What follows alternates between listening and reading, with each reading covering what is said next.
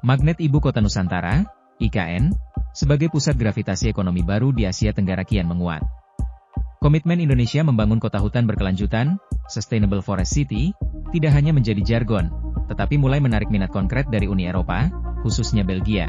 Sinyal kuat itu tercermin dari kunjungan diplomatik Duta Besar Belgia untuk Indonesia, Frank Lionel Felix, ke kawasan IKN pada 15-16 Desember 2025.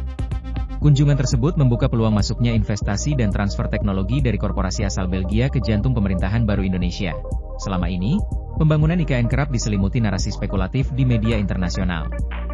Namun, peninjauan langsung ke lapangan mengubah pandangan tersebut.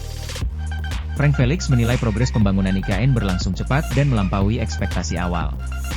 Ia menyampaikan bahwa informasi yang sebelumnya diperoleh dari media tidak sepenuhnya menggambarkan kemajuan nyata yang terjadi di lapangan. Bagi Belgia, IKN tidak dipandang sekadar proyek infrastruktur berskala besar, melainkan laboratorium hidup bagi pengembangan teknologi kota masa depan.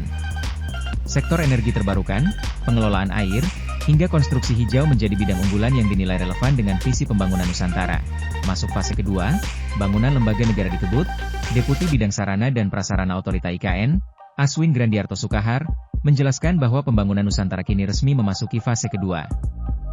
Tahap ini dinilai krusial karena menyangkut pembangunan gedung-gedung lembaga tinggi negara yang merepresentasikan kedaulatan dan marwah Indonesia. Ia menyebutkan, kawasan legislatif yang mencakup DPR dan MPR serta kawasan yudikatif untuk Mahkamah Agung dan Mahkamah Konstitusi ditargetkan rampung pada akhir 2027. Sementara itu, kawasan khusus bagi korps diplomatik asing akan ditempatkan di kawasan inti pusat pemerintahan, KIP, tepat di sisi selatan dan berdekatan dengan kompleks legislatif.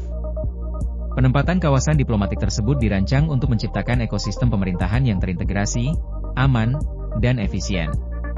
Kesiapan infrastruktur dasar di kawasan ini menjadi perhatian serius Belgia, mengingat negara tersebut juga tengah menyiapkan transisi kedutaan menuju operasional penuh di IKN pada 2028.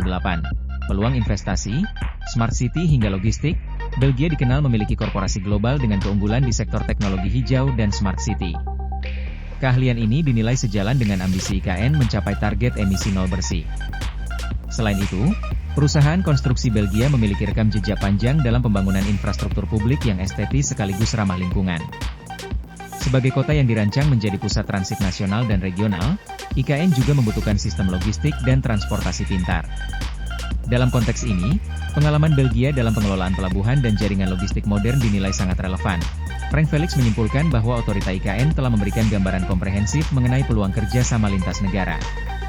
Ia menilai kolaborasi tersebut sangat memungkinkan, terutama jika perusahaan-perusahaan Belgia dapat terlibat langsung dalam pembangunan Nusantara.